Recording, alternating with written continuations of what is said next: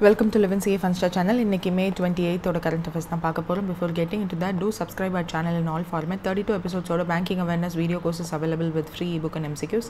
Our app is available in Play Store. 1 year subscription. Make use of the link in description and in the comment.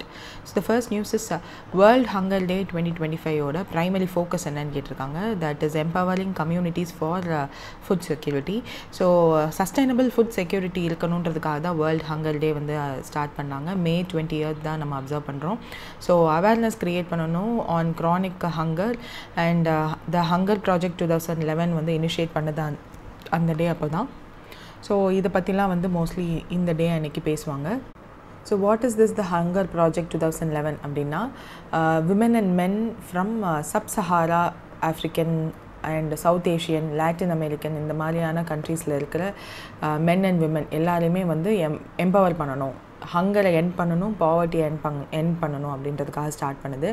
So சின்ன சின்ன small holder farmers, female farmers இவங்க எல்லாரையும் focus பண்ணி அவங்களுக்கு sustainable solution கொடுக்கணும் to end the world hunger அப்படின்னு சொல்லி start பண்ணது தான் இந்த ப்ராஜெக்ட்.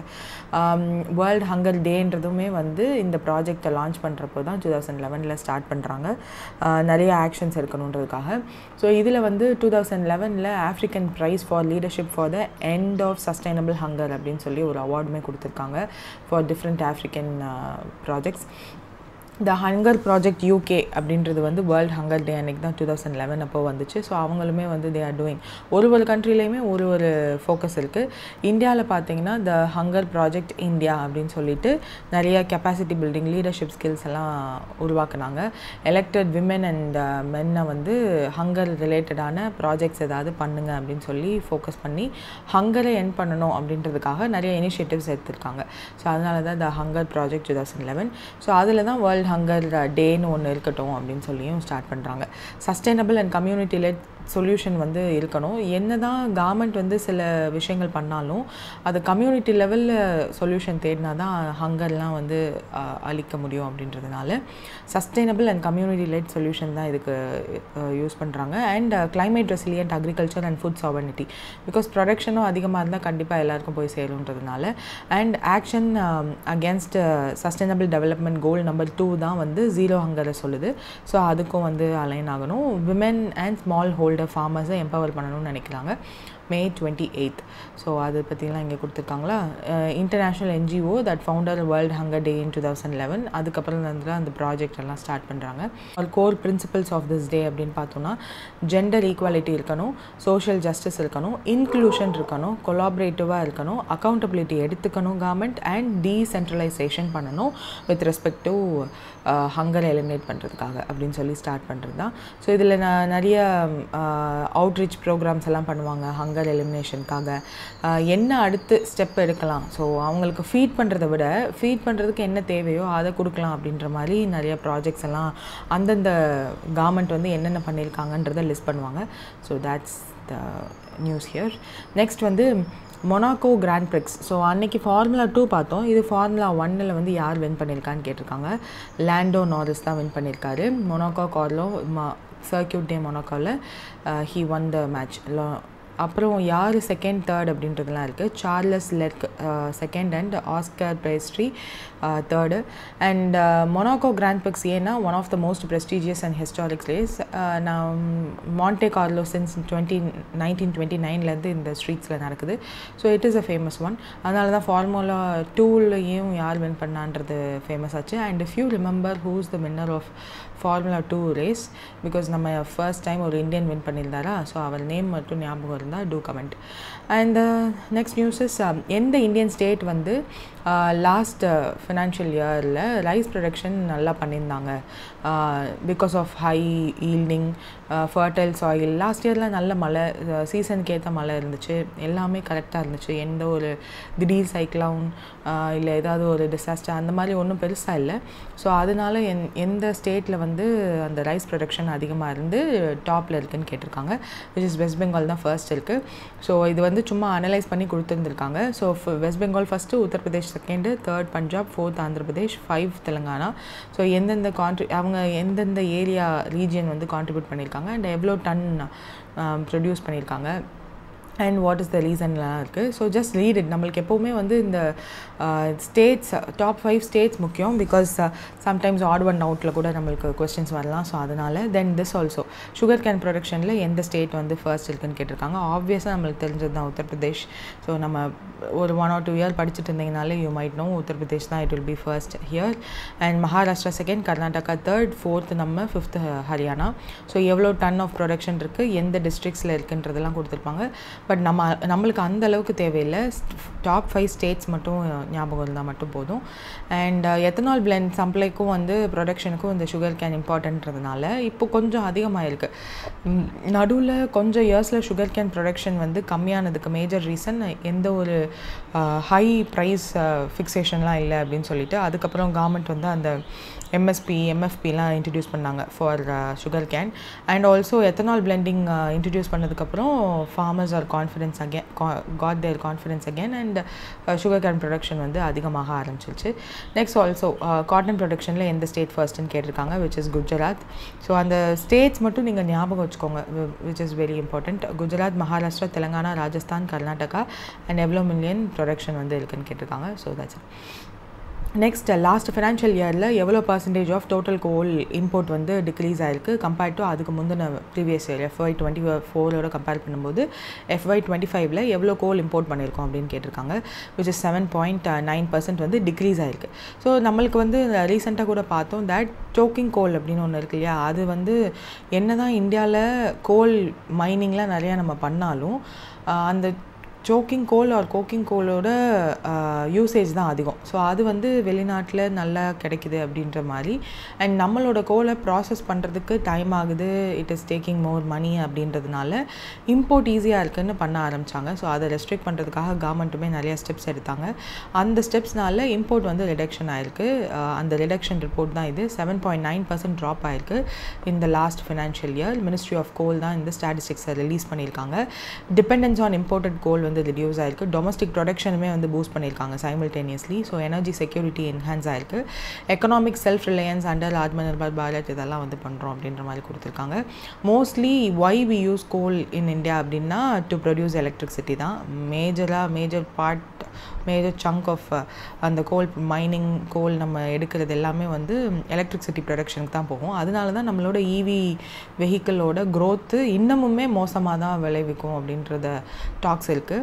இன்னும் we didn't have the energy சோர்ஸை வந்து நம்ம சோர்ஸ் ஆஃப் த எனர்ஜியை வந்து இன்னும் நம்ம க்ளீன் எனர்ஜியாக மாற்றலை. அதனால தான் நம்ம நியூக்ளியர் பவர் பிளான்ட்டுக்குமே வந்து இப்போது ஆக்ட் படி சில கன்செஷன் கொடுக்கலாம், ப்ரைவேட் பிளேயர்ஸை உள்ளே வர வைக்கலாம் அப்படின்ற மாதிரியான ப்ராசஸ் போயிட்டுருக்கு. ஸோ இம்போர்ட் டிப்பாக இருக்குன்றது வந்து நல்ல விஷயந்தான். ஸோ மிஷன் சோக்கிங் கோல்ன்றது தான் ஸ்டார்ட் பண்ணியிருந்தாங்க. அதாவது திடீர்னு லாஸ்ட் ஃபினான்ஷியல் இயர் பார்க்கும்போதெல்லாம் அந்த கோக்கிங் கோலோட இம்போர்ட் அதிகமாக ஆரம்பிச்சிருச்சு. Which is a high grade coal. நம்மக்கிட்ட அந்தளவுக்கு ஹை கிரேட் கோல் இல்லை. ஸோ அதனால் ஸ்டீல் இண்டஸ்ட்ரிக்கெலாம் அது தேவைப்படுறதுனால இது பண்ண ஆரம்பித்தாங்க. ஆல்சோ ஸ்டீலுமே வந்து இப்போ இது இம்போர்ட் பண்ணி அவங்க ஸ்டீல் ப்ரொடக்ஷன் பண்ணுறதுனால ஸ்டீலோட காஸ்ட்டுமே அதிகமாக ஆரம்பிச்சிருச்சு. வென் கம்பேர்ட் டு சைனா மாதிரியான கண்ட்ரீஸ்லேருந்து வர ஸ்டீல் வந்து இம்போர்ட் பண்ணாலே ஆஃப்டர் டேக்ஸ் கம்பேரிட்டிவ்லி இந்தியாவில் ப்ரொடியூஸ் பண்ண ஸ்டீலோட ப்ரைஸோட கம்பேர் பண்ணும்போது கம்மியாக இருக்குன்னு சொல்லிட்டு அந்த ஸ்டீல் இம்போர்ட்டுமே அதிகமானதுனால தான் okay we have to take some step அப்படின்னு சொல்லிட்டு இந்த கோக்கிங் கோலை வந்து இம்போர்ட் பண்ணுறதை ரெடியூஸ் பண்ணுறதுக்கு என்ன ஸ்டெப்பெல்லாம் பண்ணலான்னு சொல்லி மிஷன் கோக்கிங் கோல் படி இனிஷியேட்டிவ்ஸ்லாம் கவர்மெண்ட் எடுத்தாங்க. ஸோ அதனுடைய விளைவு தான் இந்த லாஸ்ட் ஃபினான்ஷியல் இயரில் கம்மியாக இருக்குது import. So total coal import for last financial year வந்து 243.62 மில்லியன் டன்ஸ். அதுக்கு முந்தின வந்து 264.53 மில்லியன் டன்ஸ்லேருந்து இருக்குது. So 7.9% decrease. And foreign exchange இதன் மூலிமா எவ்வளோ சேவ் பண்ணியிருக்கோம் அப்படின்னா 7.93 பில்லியன். ஸோ நம்மளோட டெஃபிசிட்மே வந்து கம்மியாகும், ஃபிஸ்கல் டெஃபிசிட். ஸோ அதெல்லாம் கொடுத்துருப்பாங்க. ட்ராப் இன் என்ஆர்எஸ் இம்போர்ட், அப்புறம் பிளெண்டிங் இம்போர்ட்டுமே ட்ராப் ஆகிருக்கு. கோல் பேஸ்டு பவர் அதிகமாக இருக்குது. So this is the concern we have. அது வந்து we have to reduce. Clean energy பக்கம் ஷிஃப்ட் ஆகணும். க்ரோத் இன் டொமஸ்டிக் அவுட்புட்டுமே இன்க்ரீஸ் ஆகிருந்திருக்கு. ஸோ கீ ஸ்கீம்ஸ் என்னென்னா commercial coal mining and mission சோக்கிங் coal. So mission coking coal சொல்கிறாங்க okay. Commercial மைனிங்கையுமே வந்து அலோவ் பண்ணாங்க கவர்மெண்ட். ப்ரைவேட் பிளேயர்ஸும் வந்து மைனிங் பண்ணலாம் அப்படின்னு சொல்லிட்டு. இதுக்கு முன்னாடி அதெல்லாம் இல்லை. அதாவது ரெஸ்ட்ரிக்ஷன்ஸ் இருந்துச்சு. ஏன்னா ப்ரைவேட் பிளேயர்ஸ் மைனிங் பண்ணுறேன்ற பேரில் சேஃப்டி ஸ்டாண்டர்ட்ஸ் எல்லாம் ஃபாலோ பண்ண மாதிரின்றாங்க. அவங்க வந்து ப்ராஃபிட் ட்ரிவனாக இருக்காங்கன்னு சொல்லிட்டு நிறையா கேசஸ்லாம் போச்சு. அதுக்கு சில ஃபேமஸ் கேசஸ்லாம் இருக்குது. we don't want to go much into it. So அதனால சில ப்ராப்ளம் இருந்ததுனால அவங்கள ஹோல்ட் பண்ணி வச்சுருந்தாங்க. பட் இப்போது அந்த இம்போர்ட் அதிகமாகுது, நம்மளோட ஃபாரெக்ஸ் கம்மியாகுது, டெஃபிசிட் அதிகமாகுது அப்படின்றபோது சரி ப்ரைவேட் பிளேயர்ஸை ஒரு மாதிரி கண்ட்ரோல்டாக நம்ம உள்ளே விடலாம் அப்படின்னு சொல்லிட்டு நிறையா ஸ்டெப்ஸ் எல்லாம் எடுத்தாங்க. ஸோ காம்படிஷன் அதிகமாச்சு, இன்னோவேஷன் அதிகமாச்சு, டொமஸ்டிக் கோலோட அவுட்புட்டுமே அதிகமாச்சு. So that's it. நெக்ஸ்ட் வந்து ஃபாரின் டைரக்ட் இன்வெஸ்ட்மெண்ட். ஸோ வெளிநாட்டிலேருந்து நம்ம கண்ட்ரியில் உள்ள கம்பெனி ப்ரொடக்ஷன் ரிலேட்டடோ இல்லை சர்வீசஸ் ரிலேட்டட் கம்பெனிஸ்குள்ளே ஓனர்ஷிப் எடுத்துகிட்டு இன்வெஸ்ட்மெண்ட் பண்ணுறது தான் ஃபாரின் டைரக்ட் இன்வெஸ்ட்மெண்ட். அதுவே வந்து நம்மளோட எக்ஸ்சேஞ்சஸ் இல்லையா இருக்குது இல்லையா, பிஎஸ்சி என்எஸ்சி, ஸோ அந்த மாதிரி மொத்தம் 6 எக்ஸ்சேஞ்சஸ் இருக்குது. ஸோ அந்த மாதிரி ஸ்டாக் மார்க்கெட்ஸில் இன்வெஸ்ட் பண்ணுறது வந்து foreign portfolio investors or foreign இன்வெஸ்டர்ஸ்னு சொல்லலாம். ஸோ அந்த இல்லை, இது வந்து ஃபாரின் டைரக்ட் இன்வெஸ்ட்மெண்ட் அப்படின்னா இப்போ மாருதி சுசுக்கின்னு இருக்கு இல்லையா, சில மாருதி வந்து நம்ம இந்தியன் இன்வெஸ்டர்ஸ், சுசுக்கி வந்து ஜப்பான் இன்வெஸ்டர்ஸ். ஸோ அவங்க 2 பேரும் ஜாயின் பண்ணி மாருதி சுசுக்கின்ற ஒரு கம்பெனி வச்சுருக்காங்க இல்லையா. ஸோ இதெல்லாம் வந்து they will invest more comparatively. ஏன் எஃப்டிஐ தான் நம்மளுக்கு வேணும் அப்படின்னு சொல்கிறோன்னா, இன்வெஸ்ட்மெண்ட் அதிகமாக இருக்கும். அந்த அமௌண்ட்டை வந்து டக்குன்னு அவங்களால இந்தியாவிலேருந்து எடுத்துகிட்டு போக முடியாது. பிகாஸ் அவங்க வந்து ஒரு மேனுஃபேக்சரிங் செட்டப்பே வந்து இங்கே செட் பண்ணியிருக்கலாம். அதுக்கான இன்வெஸ்ட்மெண்ட்ஸ் அதிகமாக இருக்கும், ஹோல்டிங் ரொம்ப வருஷம் இருக்கும். ஸோ தட் இன்வெஸ்ட்மெண்ட் உள்ளேயே இருந்து நிறைய ஜாப் க்ரியேஷன்லாம் பண்ணும். அதுவே ஃபாரின் போர்ட்ஃபோலியோ இன்வெஸ்டர்ஸ் என்னென்னா ஜஸ்ட் இன்வெஸ்டர்ஸ் தான். அவங்க வந்து திடீர்னு நம்ம கண்ட்ரி மேலே கான்ஃபிடன்ஸ் இல்லைன்னு வச்சுக்கோங்களேன்.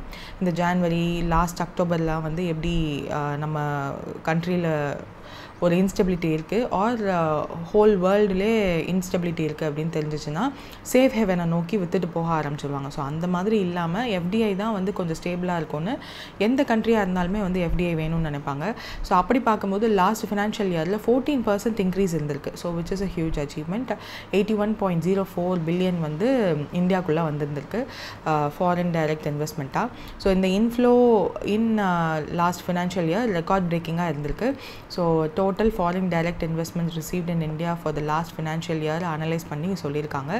இதன் மூலமா என்ன சொல்கிறாங்கன்னா, இந்தியாவோட குளோபல் இன்வெஸ்ட்மெண்ட் ஹப்பாக வந்து கொஞ்சம் கொஞ்சமாக மாறிட்டுருக்கு அப்படின்றத வந்து மென்ஷன் பண்ணியிருப்பாங்க. Policy reforms and liberalised sectors எல்லாம் வந்து இதில் இம்பேக்ட் ஆக்கியிருக்கு. இன்வெஸ்டர்ஸ் ட்ரெண்டையுமே வந்து across states, sectors and some கண்ட்ரீஸை பொறுத்து, சோர்ஸ் கண்ட்ரீஸை பொறுத்து அனலைஸ் பண்ணி கொடுத்துருக்காங்க. ஸோ அதையுமே வந்து இங்கே இருக்குது.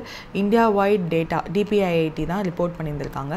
So ministry of commerce and industry தான் இந்த டேட்டாவை ரிலீஸ் பண்ணியிருக்காங்க. அப்போது இது ஆத்தென்டிகேட் டேட்டா. நம்ம வந்து கண்டிப்பாக இந்த ஃபேக்ட்ஸ் எல்லாம் படித்து தாங்கணும். 81.04 பில்லியன் எஃப்டிஐ இன்ஃப்ளோ ஆயிருக்கு. 14% வந்து லாஸ்ட் ஃபினான்ஷியல் இயரை விட ஹை. ஸோ டாப் செக்டார்ஸ்னு பார்க்கும்போது ஆப்வியஸாக சர்வீஸ் செக்டார் தான். பிகாஸ் நம்ம கண்ட்ரி வந்து சர்வீஸ் செக்டார் தான் அதிகம் கான்ட்ரிபியூட் பண்ணுது. So $9.35 billion. ஸோ இது பார்க்கும்போது லாஸ்ட் ஃபினான்ஷியல் இயரோட இந்த வருஷம் வந்து 40.77% இன்க்ரீஸ் ஆகிருக்கு சர்வீஸ் செக்டாரில் மட்டும் எஃப்டிஐ இன்ஃப்ளோ. ஸோ இதுதான் வந்து 19% ஆஃப் த டோட்டல் எஃப்டிஐயை அட்ராக்ட் பண்ண ஒரு செக்டார். ஸோ மேஜர் செக்டார்னு பார்க்கும்போது இதுதான். நெக்ஸ்ட்டு தான் மேனுஃபேக்சரிங் செக்டார் தான். $19.04 பில்லியன் இன்வெஸ்ட்மெண்ட் அட்ராக்ட் பண்ணியிருக்கு. லாஸ்ட் இயர் கம்பேர் பண்ணும்போது 18% வந்து இன்க்ரீஸ் ஆகிருக்கு இன்க்ரீஸ் இது. அண்ட் மேனுஃபேக்சரிங் ஹப்பாவும் நம்ம கொஞ்சம் கொஞ்சமாக மாறிட்டுருக்கோம். Because 19% service sector, 18% manufacturing sector attract பண்ணியிருக்கு. ஸோ இதுக்கு முன்னாடிலாம் அந்தளவுக்கு இல்லை. ஏன் மேனுஃபேக்சரிங் செக்டாரில் இவ்வளோ இன்வெஸ்ட்மெண்ட்ஸ் வருது அப்படின்னா, நம்ம PLI மாதிரியான ஸ்கீம்ஸ் எல்லாம் இன்ட்ரடியூஸ் பண்ணதுனால தான், which is production linked incentive scheme. Government வந்து இந்த காம்பனன்ட்ஸ் இந்த அவங்க சில கைட்லைன்ஸ்லாம் கொடுத்துருப்பாங்க. அதுக்கேற்ற மாதிரி நீங்கள் ப்ரொடியூஸ் பண்ணிங்கன்னா நாங்கள் இன்சென்டிவ் தரோம், உங்களோட ரா மெட்டீரியலுக்கு கன்செஷன் தரோம், ஆர் சில டாக்ஸஸ் ஃபார் இம்போர்ட்டட் ரா மெட்டீரியல்ஸ்க்கு ரெடியூஸ் பண்ணுறோன்ற மாதிரியான இன்னோவேட்டிவ் இனிஷியேட்டிவ் கொண்டு வந்ததுனால மேனுஃபேக்சரிங் செக்டார்லேயும் கொஞ்சம் இன்வெஸ்ட்மெண்ட்ஸ் அதிகமாக இருக்குது. அதுக்கப்புறம் பார்த்தோன்னா IT, trading, technology, computer software and hardware accounted இது எல்லாமே வந்து 16% இன்ஃப்ளோ வந்து கொண்டு வந்திருக்கு. ட்ரேடிங்லாம் வந்து 8% இன்ஃப்ளோ எஃப்டிஐ ரிலேட்டடாக கொண்டு வந்திருக்கு. So these are things. அதுக்கு ஸ்டேட்ஸ்ன்னு பார்க்கும்போது மகாராஷ்டிரா தான். Because Mumbai place a hub மாதிரி. 39% ஆஃப் த மொத்த எஃப்டிஐயே வந்து மகாராஷ்டிராக்களில் மட்டும் போயிருந்திருக்கு. தென் கர்நாடகாவில் 13% அண்ட் பெங்களூர் இஸ் தேர். அதனால் டெல்லியில் 12%. தென் லீடிங் சோர்ஸஸ் கண்ட்ரி, எந்த கண்ட்ரிலேருந்து நம்ம கண்ட்ரி மேலே கான்ஃபிடன்ஸோடு இன்வெஸ்ட் பண்ணுறாங்க அப்படின்னா சிங்கப்பூர் தான் ஃபஸ்ட்டு பொசிஷன் எப்போவுமே. So these points are important. ஏன்னா சிங்கப்பூர் நம்மளை நம்பி எஃப்டிஐ பண்ணுறாங்கன்றதை ஞாபகம் வச்சுக்கோங்க. 30% ஆஃப் த டோட்டல் எஃப்டிஐயே சிங்கப்பூர் தான் பண்ணுறாங்க. Second is from Mauritius. And இந்த மொரீஷியஸ் வந்து நீங்கள் உடனே ஷெல் கம்பெனிஸ், அந்த அதானி குரூப்ஸ் அந்த ப்ராப்ளம்குள்ளே போயிடாமல் ஜஸ்ட் ரீட் இட் அஸ் மொரீஷியஸ்லேருந்து 17% அப்படின்னு ஆர் ஞாபகம் வச்சுக்கணும்னு நினச்சிங்கன்னா அந்த ஸ்டோரியெல்லாம் ஞாபகம் வச்சுக்கலாம். தென் யூஎஸ்ஏலேருந்து 11%. அண்ட் நம்மளோட மேஜர் அந்த டாப் சிஇஓஸ் அந்த மாதிரி பொசிஷனில் ஒயிட் காலர் ஜாப்ஸ்க்கு வந்து நம்ம கண்ட்ரிலேருந்து யூஎஸ்ஏக்கு தான் அதிகமாக போகிறாங்கன்னு தெரியும். In return they are investing in Indian companies. So அதனால் யூஎஸ்ஏ தேர்ட் பொசிஷன். ஸோ கியூமுலேட்டிவாக எவ்வளோ எஃப்டிஐ 2014 25 வரையும் இந்தியாவுக்குள்ளே வந்திருக்கு அப்படின்னா $748.78 பில்லியன் வந்து வந்திருக்கு. டோட்டலாக இவ்வளோ வந்திருக்குன்னு சொல்லியிருக்காங்க. ஸோ பாலிசி சப்போர்ட் என்னென்னா எஃப்டிஐயோட கேப் இன்க்ரீஸ் பண்ணியிருக்கோம். அண்ட் 100% வந்து automatic route in key sectors and liberal reforms எல்லாம் கொண்டு வந்திருக்கு. எஃப்டிஐ கேப் ஹைக்குன்னா என்ன சொல்கிறாங்கன்னா, சில செக்டார்ஸில் வந்து ஃபாரின் டைரக்ட் இன்வெஸ்ட்மெண்ட் வந்து ஒரு லிமிட்டுக்குள்ளே தான் இருக்கணும்னு நினைப்பாங்க நம்ம கவர்மெண்ட். ஏன்னா அவங்க ரொம்ப டாமினண்ட்டாக இருக்கக்கூடாதுன்றதுக்காக. இப்போ லாஸ்ட் ஃபினான்ஷியல் இயர் பட்ஜெட்லலாம் கூட இன்சூரன்ஸ் செக்டாரில் 100% வந்து எஃப்டிஐ இருக்கலான்ற மாதிரியான அலவன்ஸ்லாம் கொடுத்துருக்காங்க. ஸோ சில விஷயங்களில் ஃபுல் எஃப்டிஐ இருக்கட்டும்னு நினைப்பாங்க, சில இதில் கண்ட்ரோல்டாக தான் இருக்கணும்னு நினைப்பாங்க. ஸோ தட் நம்ம கண்ட்ரோலில், நம்ம கண்ட்ரிக்குள்ளே இருக்கிற கம்பெனிஸ் நம்ம கவர்மெண்ட் கட்டுப்பாடில் இருக்கணும், ஃபாரின் இன்ஃப்ளூயன்ஸ் இருக்கக்கூடாதுன்னு நினைப்பாங்க. ஸோ நிறைய ஃபாரின் இன்வெஸ்ட்மெண்ட்ஸ் பண்ணணுன்றதுக்காக சில விஷயங்களில் எஃப்டிஐ கேப் வந்து ஹைக் பண்ணியிருக்காங்க. Also make in India campaign இருக்குது, ஈஸ் ஆஃப் டூயிங் பிஸ்னஸ்ன்னு சொல்லிட்டு அதை என்ஹான்ஸ் பண்ணுறதுக்காக national single window system, foreign investment facilitation போர்ட்டல்லாம் வந்து லான்ச் பண்ணாங்க. ஜன் விஸ்வாஸ் அப்படின்னு சொல்லி ஒரு அமெண்ட்மெண்ட் பண்ணாங்க 2023. நியூமரஸ் ப்ரொவிஷன்ஸ் நிறைய இருக்குதுன்னு சொல்லிட்டு அது எல்லாத்தையும் டீக்ரிமினலைஸ் பண்ணுறது. ஸோ எந்த பப்ளிக் டெலிகாம் கம்பெனி வந்து back to back quarterly profit வந்து first time in 18 years record பண்ணியிருக்காங்கன்னு கேட்டிருக்காங்க. இது பார்த்தாலே உங்களுக்கு தெரியும் இது எல்லாமே ப்ரைவேட் பிளேயர்ஸ். ஸோ பிஎஸ்என்எல் தான். MTNL is a subsector of BSNL. So connecting India is the tagline for them. 18 இயர்ஸில் this is the first time BSNL வந்து அவங்களோட ப்ராஃபிட் ரெக்கார்ட் பண்ணுறாங்க. ஸோ பப்ளிக் செக்டார் டெலிகாமோட ரிட்டர்ன் வந்து இருக்குது. அவங்களோட 4G 5G சர்வீசஸில் எக்ஸ்பேண்ட் ஆக ஆரம்பிச்சிட்டாங்க. Fiscal prudence and digital India, Aatmanirbhar Bharat எல்லாம் உள்ளே வர ஆரம்பிச்சிட்டாங்க. ஸோ இவங்களோட எபிட்டா என்ன, earning before interest, taxes, depreciation, அமார்டைசேஷனுக்கெல்லாம் பண்ணுறதுக்கு முன்னாடி அவங்களோட மொத்த ப்ராஃபிட், ப்ராஃபிட்னு வச்சுக்கோங்களேன். ஸோ பிஎஸ்என்எலோட எபிட்டா மார்ஜின் யூஸ்வலாக இந்த இன்வெஸ்ட்மெண்ட் பண்ணுறதுக்கு முன்னாடி they use to check these kind of thing. So அது பார்க்கும்போது 10லேருந்து 23% இயர் ஆன் இயர் இன்க்ரீஸ் ஆகிருக்கு. அதாவது இதுக்கு முன்னாடி 2164 crore தான் இருந்திருக்கு லாஸ்ட் ஃபினான்ஷியல் இயர் FY24. இப்போ FY25 5,396 crore வந்து எபிட்டாக்கு முன்னாடி தி ஏர்ன்ட். ஸோ இந்த அளவுக்கு எபிட்டா மார்ஜின் இன்க்ரீஸ் ஆகிருக்கிறதுனாலையும் மேஜர் திங்ஸ் ஹேப்பன். ஸோ இதுக்கு வந்து சப்போர்ட் பண்ணுறது கேபிட்டல் எக்ஸ்பெண்டிச்சர் கம்மி பண்ணிட்டாங்க. பிகாஸ் கேபிட்டல் எக்ஸ்பெண்டிச்சர் முன்னாடிலாம் வந்து அதிகமாக பண்ணுவாங்க, இப்போ கம்மி பண்ணிட்டாங்க. அந்த கேபிட்டல் எக்ஸ்பெண்டிச்சருக்கு ஒன் ஆஃப் த ரீசன் என்னென்னா விஆர்எஸ், வாலண்டரி ரிட்டையர்மெண்ட் சர்வீசஸும் கொடுத்தது தான் அப்படின்ற மாதிரியான டாக்ஸ் எல்லாம் இருக்குது. பட் ட்ரூவாக பார்த்தோம் அப்படின்னா ஆவரேஜ் ரெவென்யூ பெர் யூசர் அப்படின்னு ஒன்று இருக்குது. அதாவது ஒரு யூசர் யூஸ் பண்ணுறதுக்கு ஆவரேஜ் ரெவென்யூ வந்து எவ்வளோ கம்பெனிக்கு கிடைக்குதுன்றது இருக்குது. அது வந்து ஏர்டெல் ஜியோ மாதிரியான கம்பெனிஸ் வந்து 245, ஜியோலாம் வந்து 206 அப்படின்னு இருந்துச்சு. பிஎஸ்என்எல் தான் கம்மியாக இருந்துச்சு. இப்போ என்னென்னா இது இன்னும் அதிகப்படுத்த ஆரம்பிச்சிட்டாங்க. லாஸ்ட் ஃபினான்ஷியல் இயரில் ஏர்டெல் அண்ட் ஜியோ ரெண்டு பேருமே வந்து அவங்களோட காஸ்ட்டை வந்து உயர்த்தினாங்க, சப்ஸ்கிரிப்ஷன் ரேட்ஸ் எல்லாத்தையுமே வந்து உயர்த்தினாங்க.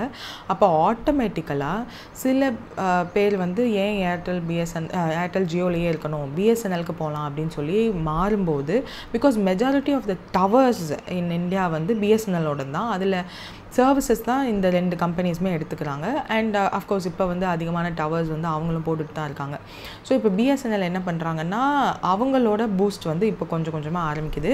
இதோட சேர்த்து கவர்மெண்ட் என்ன பண்ணுறாங்கன்னா 1.64 lakh crore வந்து இன்வெஸ்ட்மெண்ட் இன்ஃப்யூஸ் பண்ணுறாங்க பிஎஸ்என்எல்குள்ளே ஃபார் அவங்களோட டெப்த்தை வந்து ரீகன்ஸ்ட்ரக்ட் பண்ணுறதுக்காகவும் 4G 5G வந்து ரோல் அவுட் பண்ணுறதுக்காகவும் ஃபண்டிங் கொடுக்குறாங்க. ஆல்சோ அசட் மானிட்டைசேஷன் பிளானுக்காகவும் கொடுக்குறாங்க. ஸோ இதெல்லாம் வந்து ப்ராப்ளம்ஸ் ஆஃப் பிஎஸ்என்எல். ஸோ அதை கிளாரிஃபை பண்ணுறதுக்கு கவர்மெண்ட்டே வந்து 1.64 lakh crore இன்வெஸ்ட்மெண்ட் பண்ணுறதும் சைமல்டேனியஸ்லி மேஜர் பிளேயர்ஸ் வந்து அவங்களோட சப்ஸ்கிரிப்ஷன் ரேட்டை உயர்த்தினதும் ஆட்டோமேட்டிக்காக மக்களுக்கு வந்து பிஎஸ்என்எல் மேலே ஒரு அட்ராக்ஷன் வந்து there was a season that BSNL number மாற்றுறதுக்கு every one was very eager. So இப்போ மேஜர் பிளேயர்ஸ்ன்னு பார்க்கும்போது ஜியோ, ஏர்டெல், வி, அதுக்கப்புறம் பிஎஸ்என்எல் வந்துச்சு. பட் அதை வியை ரீப்ளேஸ் பண்ணி பிஎஸ்என்எல் இருக்கிறதா டாக்ஸ் எல்லாம் இருக்குது. ஸோ இதெல்லாம் தான் ப்ராஃபிட், லாஸ், எபிட்டா எவ்வளோ, டோட்டல் இன்கம் எவ்வளோ, ஆப்ரேட்டிங் ரெவன்யூ எவ்வளோ அப்படின்னு சொல்லி இதெல்லாமே கொடுத்துருக்காங்க. Just read it. பட் பிஎஸ்என்எல்லோட ப்ராஃபிட் வந்து 8 இயர்ஸ்க்கு அப்புறம் வந்திருக்கு அப்படின்னு ஞாபகம் வச்சுக்கோங்க. ஈவன் 2021லேயும் வந்து கவர்மெண்ட் என்ன பண்ணாங்கன்னா இது வந்து டக்குன்னு இந்த ஃபினான்ஷியல் இயரில் மட்டும் நடக்கலை. 2021லேருந்தே கொஞ்சம் கொஞ்சமாக சில ஸ்டெப்ஸ் வந்து கவர்மெண்ட் எடுத்துகிட்டு தான் இருக்காங்க. பிகாஸ் மேஜர் கிரிட்டிசிசமே இருக்குது. ப்ரைவேட் பிளேயர்ஸை இவ்வளோ அதிகமாக காசு அவங்கள மோனோபோலியாக ஆக விட்டுட்டு இருக்கிறது தப்புன்ற மாதிரியான டாக்ஸ் இருந்துகிட்டு இருந்துச்சு. ஸோ கொஞ்சம் கொஞ்சமாக அப்பப்போ கவர்மெண்ட் ஸ்டெப்ஸ் எடுத்துகிட்டு இருந்தாங்க. எவென்ச்சுவலி இந்த ஃபினான்ஷியல் இயர் அதுக்கான சேஞ்ச் வந்து எவிடெண்ட்டாக தெரிஞ்சுது. அட்ஜஸ்டட் கிராஸ் ரெவன்யூ அப்படின்னு ஒன்று இருக்கும். இதெல்லாம் வந்து 4 years ஒன்ஸ் நீங்கள் பே பண்ணால் போதும் கவர்மெண்ட்டுக்கு அப்படின்னு சொல்லிலாம் அலோவ் பண்ணாங்க. ஸோ இந்த மாதிரி பேர்டனை பிஎஸ்என்எல் மேலே கம்மி பண்ணதுனால tariff hike, cost optimization, data revenues அதிகமாச்சு, இண்டஸ்ட்ரி கன்சால்டேட் ஆச்சு. பிஎஸ்என்எல் ஆக மொத்தம் ரிவைவல் ஆகி இப்போது அந்த ஒரு நல்ல பொசிஷனில் இருக்குன்றது தான் இங்கே மேட்டர். அண்ட் இப்போ வந்து முன்னாடிலாம் FTTH அதாவது ஃபைபர் டு ஹோம் அந்த கனெக்ஷனுமே வந்து ஏர்டெல், ஜியோ மாதிரியான பிளேயர்ஸ் தான் போட்டுட்டு இருந்தாங்க. இப்போ பிஎஸ்என்எல் அதில் வந்து அதிகமாக இருக்காங்க. மொபைல் சர்வீசஸ்லேயுமே வந்து லாஸ்ட் ஃபினான்ஷியல் இயரோட கம்பேர் பண்ணும்போது 6% இன்க்ரீஸ் ஆகிருக்கு. ஆல்சோ என்டர்பிரைஸ் அண்ட் லீஸ்டு லைன்ஸ் அதாவது கமர்ஷியல் நெட்வொர்க் கார்ப்பரேட் கிளைண்ட்ஸுக்கு வந்து இன்டர்நெட் கொடுப்பாங்க இல்லையா, ஸோ அதுவுமே வந்து 3.5% இன்க்ரீஸ் ஆகிருக்கு இயர் ஆன் இயர் க்ரோத்தில். So this is something huge. So this is the one. Asset மானிட்டைசேஷனுக்காக 1120 crore வந்து கொடுத்துருக்காங்க, which is 77% increase when compared to last year. So இது எல்லாமே சேர்ந்து தான் இந்த ஒரு ஆன்சர் வந்து நம்மளுக்கு கிடச்சிருக்கு. ஜஸ்ட் லைக் தட் இந்த ஃபினான்ஷியல் இயர் மட்டும் டக்குன்னு எதுவும் மாறலை. அண்ட் பிஎஸ்என்எலோட காஸ்ட் கட்டிங் மெஷர்ஸ்மே இதில் வந்து ரொம்ப இம்பார்ட்டண்ட் ரோல் ப்ளே பண்ணும். ஏன்னா ஃபர்ஸ்ட் என்ன பண்ணாங்கன்னா VRS அனௌன்ஸ் பண்ணாங்க, வாலண்டரி ரிட்டைர்மெண்ட் ஸ்கீம்னு சொல்லிட்டு எம்ப்ளாயீஸோட இன்சென்டிவ்லாம் கட் ஆகும். இயர்லியாக அவங்க ரிட்டையர் ஆனாங்க ஒரு வேலை அப்படின்னா அந்த ஒரு பேர்டன் ஃபண்ட் வந்து பிஎஸ்என்எல் கம்மியாகுன்றதுனால அது பண்ணாங்க.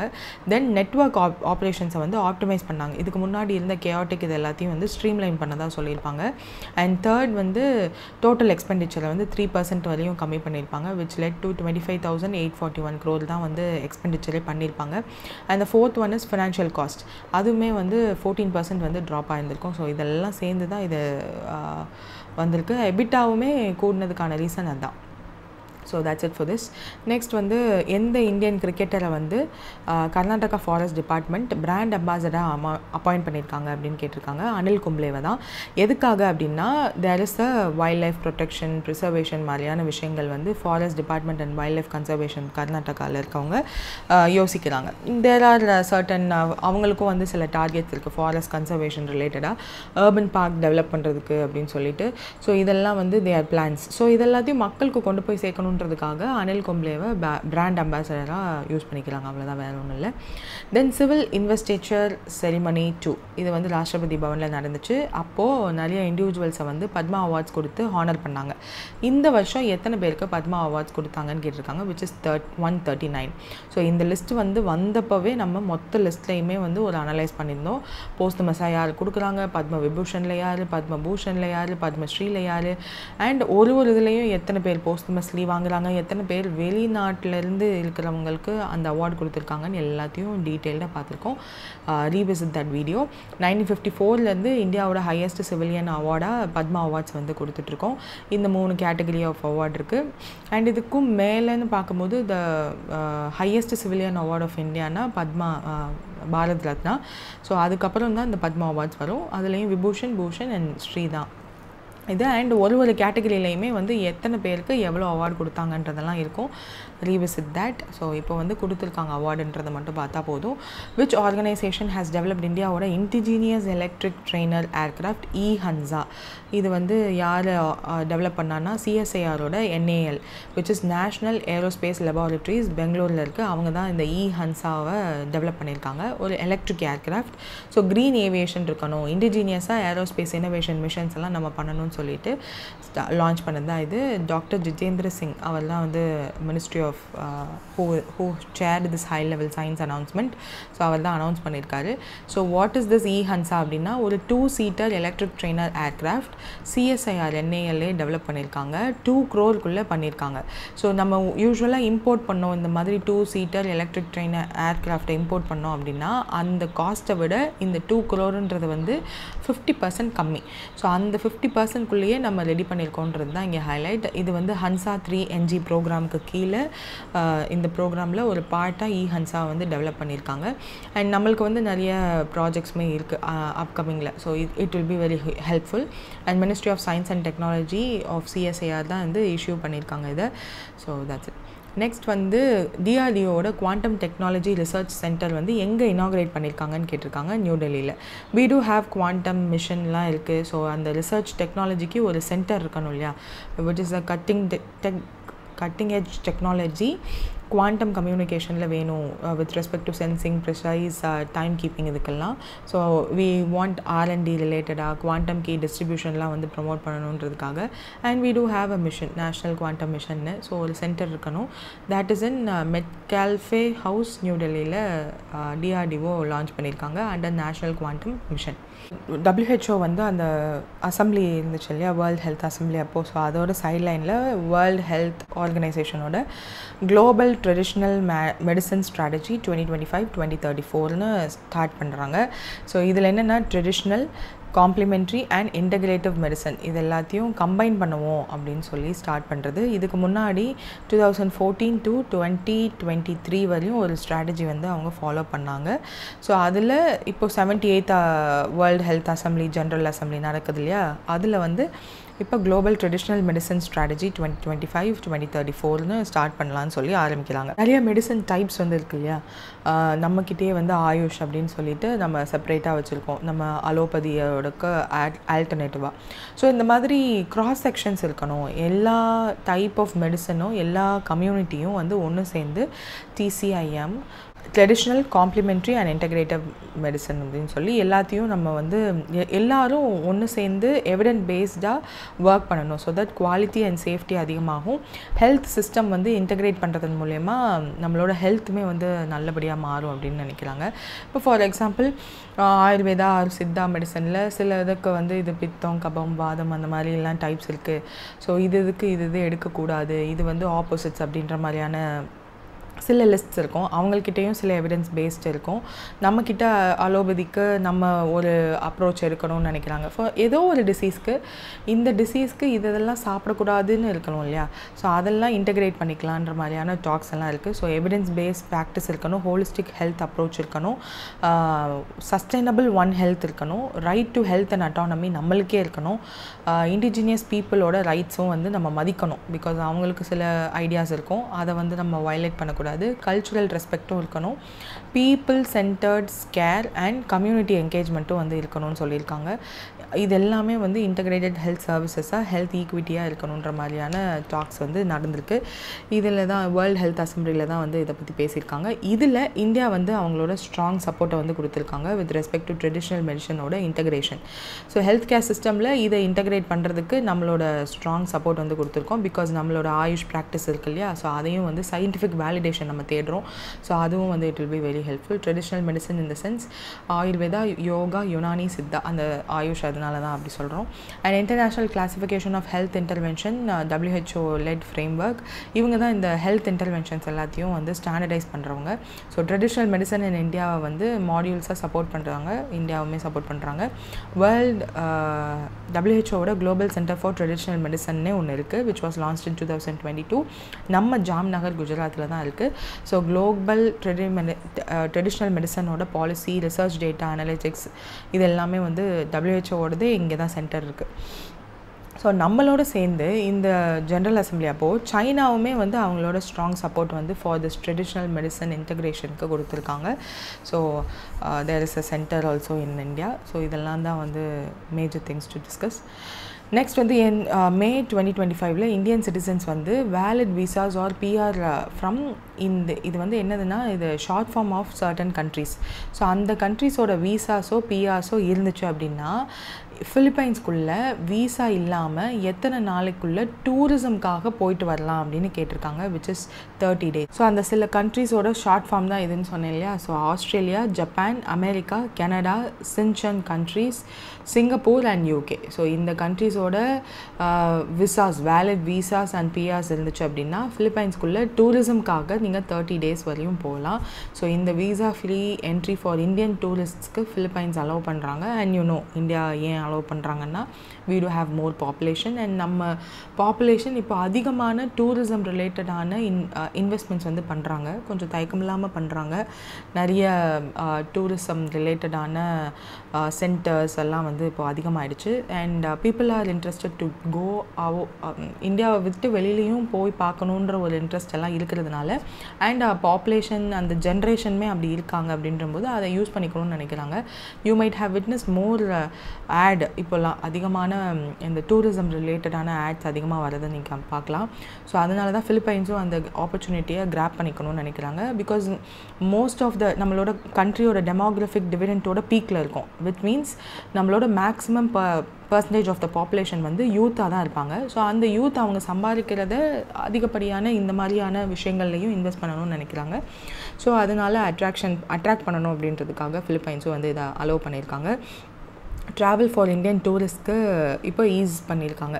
ஸோ இதுக்கு முன்னாடிலாம் அந்த வீசா ஃப்ரீ என்ட்ரி வந்து 14 days தான் இருக்கும். இப்போ 9A clause 9 clause A of visa அப்படின்னு சொல்லிட்டு ஒரு டெம்பரவரி விசிட்டர்ஸ் வீசா வந்து ஒரு ஆப்ஷன் வந்து நம்ம இந்தியன் சிட்டிசன்ஸ்க்கு கொடுக்குறாங்க.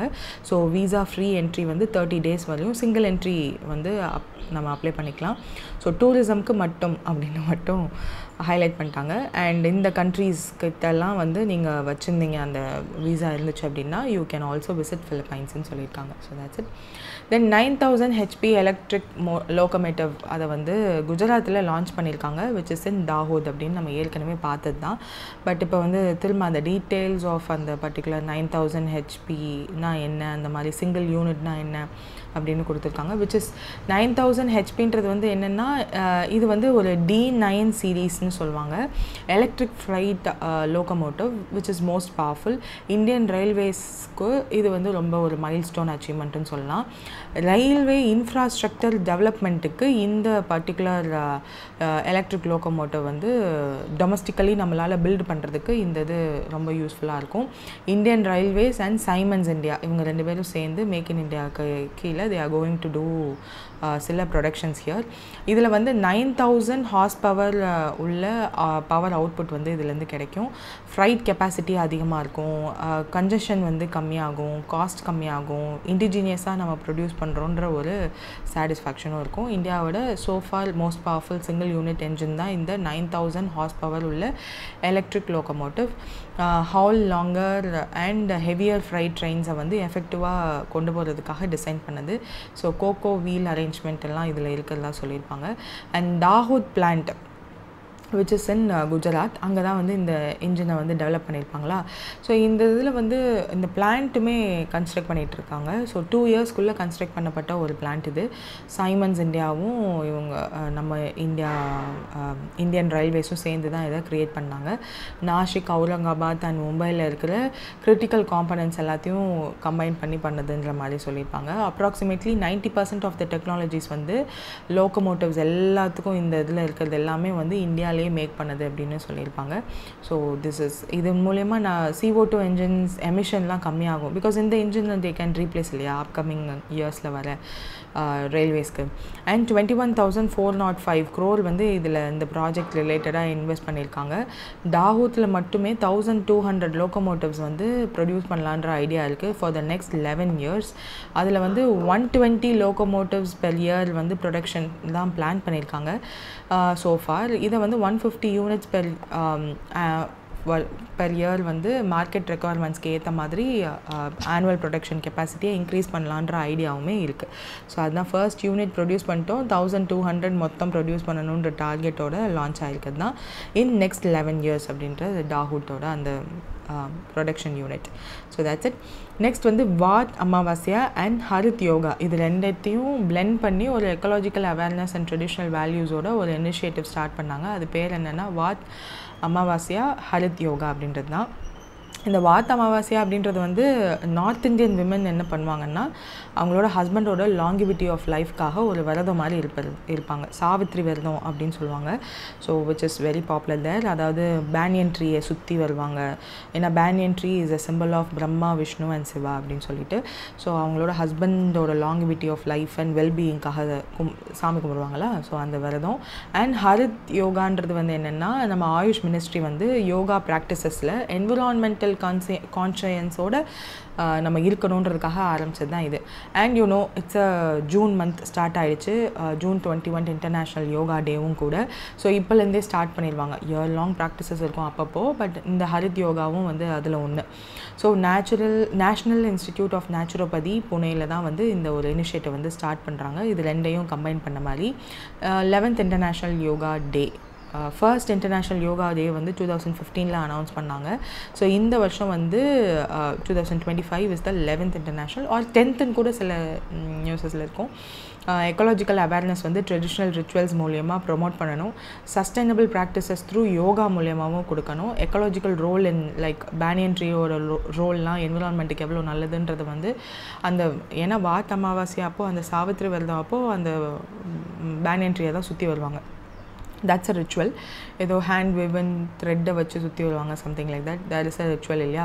ஸோ அது வந்து எதுக்கு சொன்னாங்கன்னா நம்ம அந்த நேச்சரை பாதுகாக்கணுன்றதுக்காக ஒரு பெர்ஸ்பெக்டிவ்லேயும் கூட சொல்லியிருக்கலாம் அப்படின்றதுனால இது ரெண்டையும் கம்பைன் பண்ணி we have this day.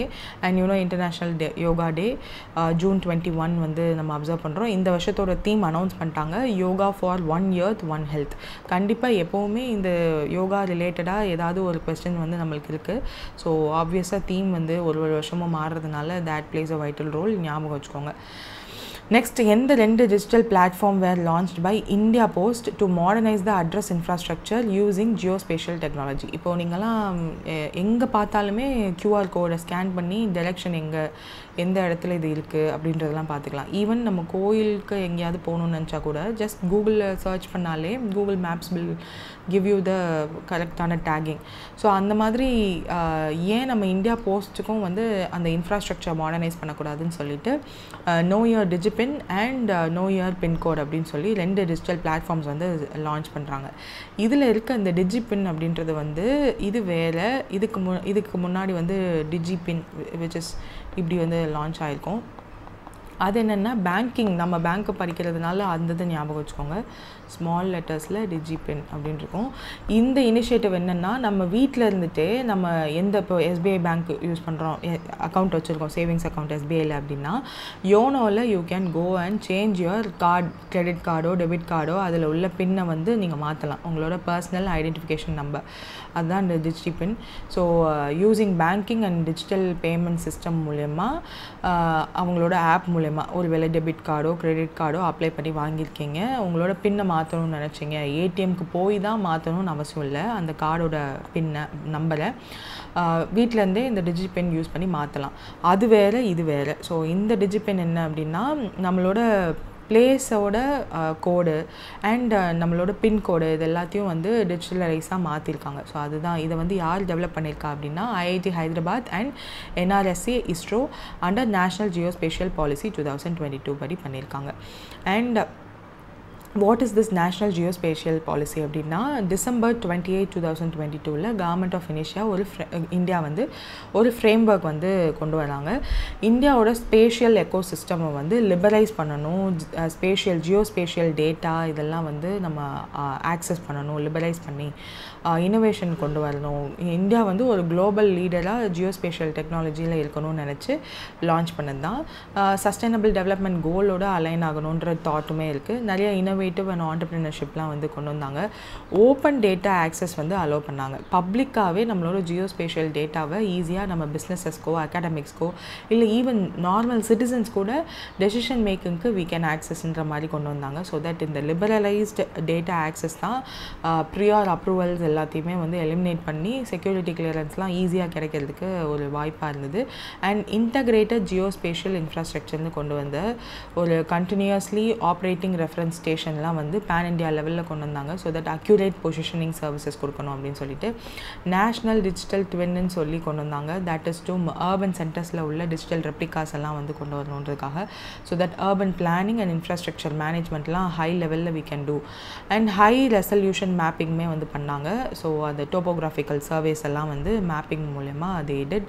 And metrics for data, inland waterways, deep sea topography இது எல்லாத்தையுமே வந்து ரொம்ப ப்ரிசைஸாக பண்ணி முடிச்சிருக்காங்க. ஸோ தட் இப்போ வந்து நம்ம அந்த ஈவன் ரொம்ப மைன்யூட்டான சந்துக்குள்ளே நம்மளுக்கு தெரியுது இல்லையா, Geospatial Data Promotion and Development Committee னு ஒன்று க்ரியேட் பண்ணி they are the apex body to oversee the policy with respect to இந்த national geo policy ரிலேட்டடாக. ஸோ 2025க்குள்ளே நம்ம சில இது பண்ணணும், 2030க்குள்ளே பண்ணணும், 2035க்குள்ளே பண்ணணும்னு சொல்லி நிறைய விஷயங்கள் இருக்குது. அதில் 2035க்குள்ளே பண்ண வேண்டிய ஒரு நோட்டபிள் திங் என்ன அப்படின்னா நேஷ்னல் டிஜிட்டல் ட்வின் அப்படின்னு சொல்லி நான் சொன்னேன் இல்லையா, அதாவது 2 ரெப்ளிகாஸ் இருக்கும் டேட்டா சென்டர்ஸ் எல்லாத்துக்கும் அப்படின்னு சொல்லிட்டு. ஸோ அதெல்லாம் மேஜர் சிட்டிஸ் அண்ட் டவுன்ஸ்குள்ளே கட்டி முடிச்சிருக்கணுன்ற டார்கெட்ஸ் எல்லாம் இருக்குது. இதோட பிஎம் கட்டி சக்தி மாதிரியான இனிஷியேட்டிவ்ஸையும் இன்டகிரேட் பண்ணியிருக்காங்க. அண்ட் ஸ்வமித்வா ஸ்கீமையுமே இன்டகிரேட் பண்ணியிருக்காங்க. ஐ திங்க் நம்ம ஸ்வமித்வா ஸ்கீமை வந்து அதிகமாக பார்த்துருக்கோம், யூனோன்னு நினைக்கிறேன். இது என்னென்னா வில்லேஜ் லெவலில் சர்வே பண்ணி ட்ரோன்ஸை யூஸ் பண்ணி சர்வே பண்ணி மேப் பண்ணி வச்சுருப்பாங்க. ப்ரிசைஸ் மேப்பிங் வந்து இருக்கும். ஸோ தட் ஒரு வில்லேஜில் இருக்க லேண்ட் எல்லாத்துக்குமே வந்து இஃப் தேர் இஸ் நோ பட்டாலாம் இல்லை, ப்ராப்பர்ட்டி ரைட்ஸ் இல்லை அப்படின்னா அந்த ப்ராப்பர்ட்டி ரைட் கார்ட்ஸ் எல்லாம் இஷ்யூ பண்ணுவாங்க ஆஃப்டர் திஸ் சர்வே. அந்த மாதிரி ரூரல் டெவலப்மெண்ட்டில் அந்த ப்ராப்பர்ட்டி கார்டு வாங்கினதுக்கப்புறம் நிறைய பேர் தைரியமாக அக்ரிகல்ச்சர் பண்ணி அதனால அக்ரிகல்ச்சர் ப்ரொடக்ஷனும் அதிகமாக இருக்குன்ற மாதிரியான பிஐபி ஆர்டிகல்ஸ்லாம் நம்ம ஏற்கனவே பார்த்துருக்கோம். Let's not go much into it. So இதுதான் அந்த டிஜிபின்னோட background. So what is this DIGIPIN அப்படின்னா geo coded and grid based digital address system. அட்ரஸஸை ஈஸியாக நம்ம கண்டுபிடிக்கிறதுக்காக இதை யூஸ் பண்ணுறாங்க. ஸோ லேட்டிடியூட் அண்ட் லாங்னிடியூட் எல்லாத்தையும் யூஸ் பண்ணி ப்ரிசைஸாக அட்ரஸ் கோட்ஸை வந்து நம்மளால் பார்க்க முடியும். இனிமேல் வயா ஓப்பன் சோர்ஸ் பிளாட்ஃபார்ம் மூலயமா தான் இதை யூஸ் பண்ணியிருக்காங்க. ஸோ நோ யோர் பின்கோட் அப்படின்றது வந்து குளோபல் நேவிகேஷன் சேட்டலைட் சிஸ்டம் மூலயமா மாடர்னைஸ் பண்ணியிருக்காங்க. ஸோ இந்த குளோபல் நேவிகேஷன் சிஸ்டம் சேட்டலைட் சிஸ்டம்ன்றது வந்து ஒரு ஜென்ரல் நேம். நம்ம இந்தியாவில் எந்த ஜிஎன்எஸ் யூஸ் பண்ணுறோம் அப்படின்னா நேவிகேஷன் வித் NAVICன்னு வரும். ஸோ இது 2 small letters. Navigation with Indian constellation அப்படின்னு சொல்லி இந்தியாவோட ரீஜனல் ஜிஎன்எஸ்எஸ் பேர் நேவிகேஷன் வித் இந்தியன் கான்ஸ்டலேஷன். இது ஜிபிஎஸ்ன்றது வந்து நம்ம ஜிபிஎஸ்ன்றதை நார்மல் பண்ணிட்டோம். பட் அது வந்து குளோபல் பொசிஷனிங் சிஸ்டம். இது யூஎஸ்ஏ யூஸ் பண்ணுறது தான் அந்த ஜிபிஎஸ்ன்றது. அண்ட் ஒருவேளை இது ரஷ்யா என்ன யூஸ் பண்ணுறாங்க அப்படின்னா க்ளோனாஸ் அப்படின்னு அந்த யூஸ் பண்ணுவாங்க. அண்ட் யூரோப்பியன் யூனியன் வந்து கலீலியோ அப்படின்னு ஒன்று யூஸ் பண்ணுவாங்க. இதெல்லாம் என்னென்னா அந்த அவங்க யூஸ் பண்ணுற நேவிகேஷனுக்கு யூஸ் பண்ணுற அந்த சேட்டலைட்டோட நேம். இந்த சேட்டலைட்லாம் லான்ச் பண்ணி வச்சுருக்காங்க எர்த்துக்கு வெளியில் ஸ்பேஸில் இருக்குது. அந்த சேட்டலைட்ஸை யூஸ் பண்ணி they are monitoring their own அந்த கண்ட்ரியோட சந்து எல்லாத்தையுமே. ஸோ சைனாவோடது இதே மாதிரி என்ன அப்படின்னா புய்டோக் அப்படின்றது தான் அவங்களோட நேம். நம்மளோடது NavIC which is navigation with Indian constellation. So அது எல்லாத்துக்கும் மொத்தமாக பேர் என்ன, இது மொத்தத்துக்கும் பேர் என்ன அப்படின்னா தான் அது global navigation system satellite system அப்படின்றது. ஸோ அதை யூஸ் பண்ணி நம்ம மாடர்னைஸ் பண்ணியிருக்காங்க பின்கோடு எல்லாத்தையும். ஸோ ட்ரெடிஷ்னல் பின்கோட் சிஸ்டமோட ரிஃபைன் பண்ணி கொஞ்சம் ஜியோ ஃபென்சிங் பவுண்ட்ரிஸ் எல்லாம் பண்ணி இது பண்ணியிருக்கதா சொல்லியிருக்காங்க. ஸோ போஸ்டல் சர்வீசஸ்க்கு இது இன்னும் கொஞ்சம் யூஸ்ஃபுல்லாக இருக்கும். டிபார்ட்மெண்ட் ஆஃப் போஸ்ட் தான் இதை லான்ச் பண்ணியிருக்காங்க. டெக்னாலஜி ரிலேட்டடாக பார்ட்னர்ஸ் தேவைன்றதுனால ஐஐடி ஹைதராபாத் அண்ட் NRCS ISROவோட ஜாயின் பண்ணி இதை லான்ச் பண்ணியிருக்காங்க. That's it for today. If any, do comment and make use of the link in the description for bundle purchase. Thank you.